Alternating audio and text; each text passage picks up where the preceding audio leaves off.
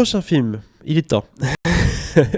Deuxième film de la semaine, film américain pour le coup, on revient sur le bon vieux pays d'Oncle Sam, avec un film, on peut le dire, captivant, une histoire vraie de Clint Eastwood. En tout cas, emparé par Clint Eastwood, il a dit « Oh, j'ai vu ça !»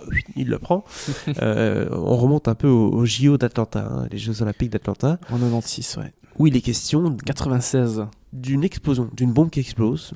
Dans le parc olympique. Dans le parc olympique. Jusque-là, rien d'anormal aux États-Unis, j'ai envie de dire, presque.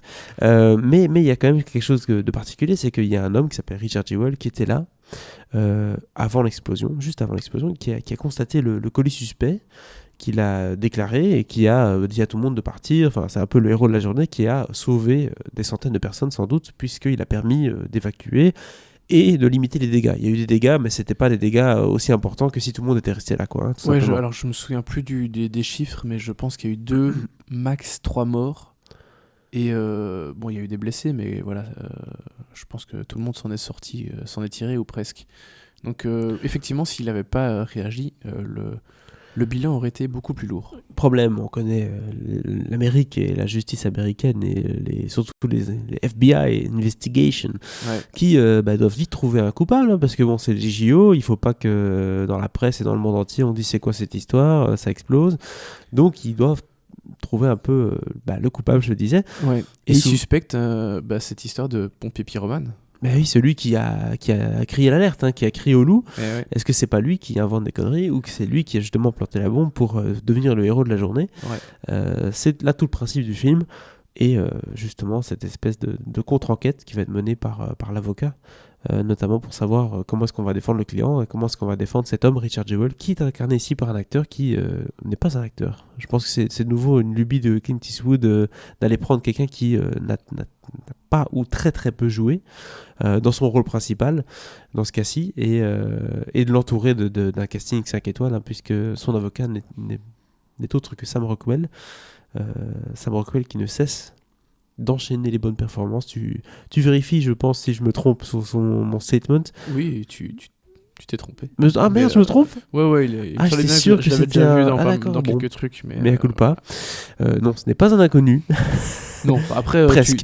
tu regardes Salfimo, c'est quand même beaucoup des courts-métrages, voilà. un peu de télé, quelques longs, mais je pense qu'à part Aitonia, effectivement, je me souvenais de lui dans Aitonia. D'accord. Il était dans Black Klansman. Voilà, il commence à faire des trucs qu'on commence à avoir vu, mais relativement gros mais à peu coup pas encore. alors de ma part pour cet acteur, puisque c'est pas sa première fois. C'est Paul Walter Hauser, comme ça voilà. Je me suis rattrapé, j'ai dit son nom. Mais il n'y a pas que lui, comme je disais, Sam Rockwell au casting. Et voilà un peu le principe du film. Je suppose qu'il est question, du coup, comme je disais, d'enquête, de contre-enquête, de diffamation. Est-ce que Clint Eastwood parvient toujours à nous capter avec sa mise en scène et surtout son sens j'ai pas envie de dire du suspense, mais c'est un peu le cas dans ce film-ci. En tout cas, c'est ce qui est proposé.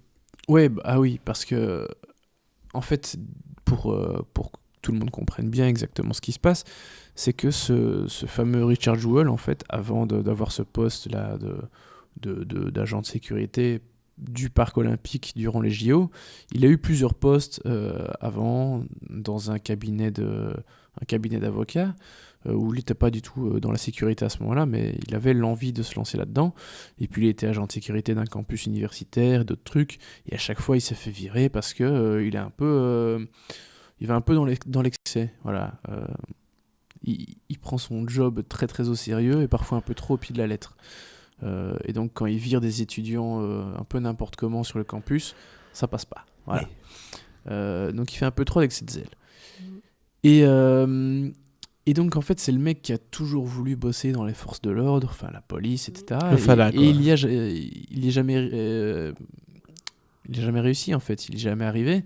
C'est pour ça qu'il a fini plutôt agent de sécurité plutôt que flic en fait. D'accord.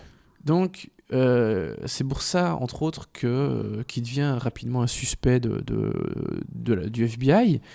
C'est que c'est un gars qui a toujours voulu un fanatique, avoir l'attention sur lui, qui a cherché à atteindre certains objectifs liés aux forces de l'ordre. Et donc forcément, ils se disent, le mec, il veut bosser dans les forces de l'ordre, il n'y arrive pas, et donc il va essayer de devenir un héros. Et peut-être que c'est lui qui a créé, qui a tout manigancé, qui a fomenté cet attentat. parce que c'est de ça qu'il s'agit, hein. C'est quand même une bombe dans un parc olympique, on appelle ça un attentat. Moi, si je me trompe, mais je pense que nous, en tant que spectateurs, assez tôt dans le film, on comprend quelle est la perspective, on comprend la perspective du personnage principal, est-ce qu'il est coupable ou pas. Oui. On nous le donne, quoi. Oui, assez rapidement, parce qu'il y a un calcul que son avocat fait assez tôt. Alors son avocat, c'est celui pour lequel il avait bossé justement avant de se lancer dans la sécurité. C'est le seul avocat qu'il connaît, il a fait son numéro, voilà.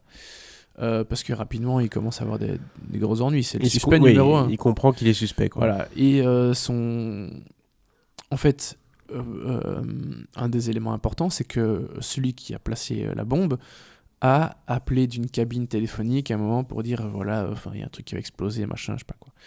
Et il y a un calcul tout con qu'il fallait faire, c'est calculer la distance, enfin la durée que tu mets pour parcourir la distance entre la cabine et l'endroit même, parce que voir est-ce que c'était faisable de faire l'aller-retour, placer la bombe, dire le truc, retourner sur place pour sauver tout le monde justement. Et non, en fait c'est impossible de faire ce trajet-là dans les temps impartis.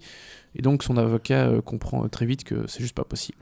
Et donc c'est comme ça qu'il est convaincu de l'innocence de Richard Jewell.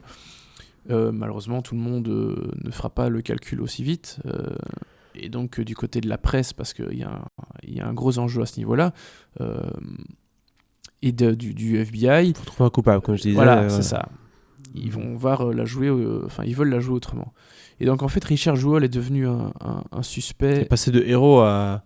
Oui, c'est ça. Il est passé de héros à suspect c'est ça. très vite, parce que une journaliste a balancé le fait que le FBI pensait peut-être à lui comme suspect, alors que l'enquête n'était pas très avancée encore à ce moment-là. Enfin, c'était un petit peu avancé, mais on connaît bien l'engouement de la presse qu'on connaît déjà aujourd'hui aussi d'ailleurs.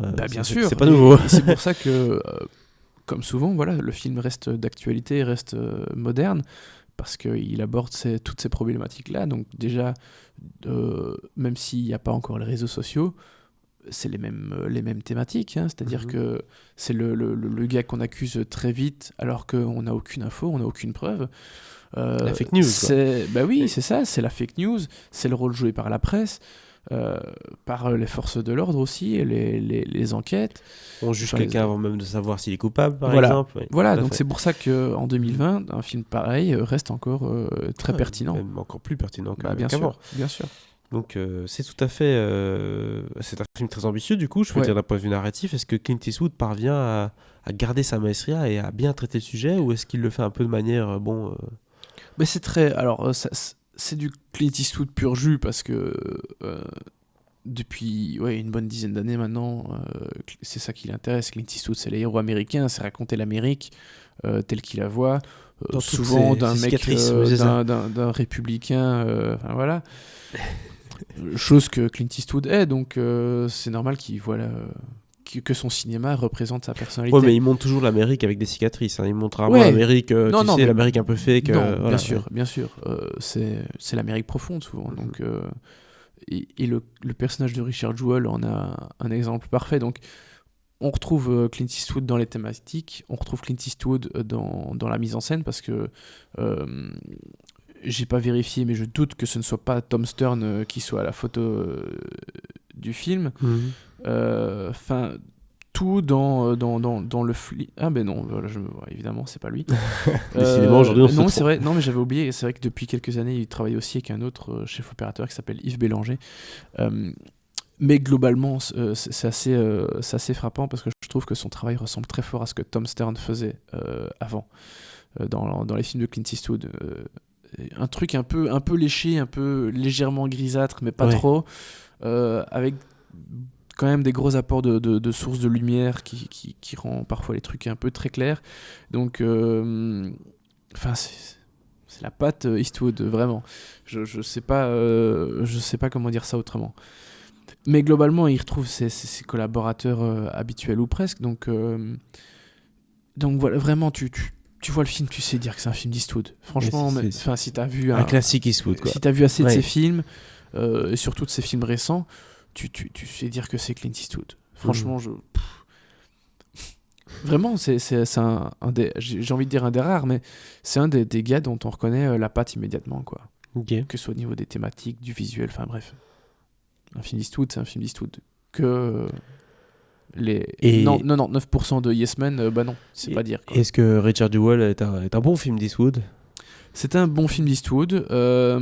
Je vais pas dire ce qu'il en est advenu de la fin de l'histoire. Bah non. Si ça vous intéresse, vous irez voir le film. Et, Wikipédia. Ou Wikipédia, effectivement. Mais bien sûr, mais c'est le genre de film après lequel tu vas voir la page Wikipédia parce que tu dis ah ouais putain il y a eu ça, il y a eu ça, il y a eu ça. Ouais. Bon, était-il coupable, était-il innocent? Je pense que tout le monde a facilement la réponse avant de voir le film. Et donc voilà, c'est le genre de truc où tu as envie de t'intéresser encore plus aux événements, à cette époque, etc. Donc rien que pour ça, c'est réussi. Mais de toute façon, c'est un bon film devant lequel tu prends du plaisir, devant lequel t'es intéressé, parce que voilà, l'histoire en elle-même est intéressante. Et à nouveau, c'est pas l'issue qui est le plus intéressant, c'est de voir comment tout ça s'est déroulé, qu'il est. Donc Clint fait le boulot, j'ai envie de dire. Tout à fait. Il fait son boulot et donc tu lui donnes combien d'étoiles à Clint? Un bon 2 étoiles. Je trouve que il se rapproche de ce qu'il avait fait l'an dernier avec La Mule, plutôt que de ce qu'il avait fait il y a 2 ans Tout à fait. avec le train. Avec le train. C'était dégueulasse. Donc moi j'aime bien du Clint comme ça. Avant. Et Oui. gros casting de producteurs. Hein. Oui. Parce qu'il y a Jonah Hill, il y a Eastwood, il y a DiCaprio, enfin voilà, il y a David Bernstein aussi. Bref, Il était chercher du beau monde pour produire son film. il y a du lourd.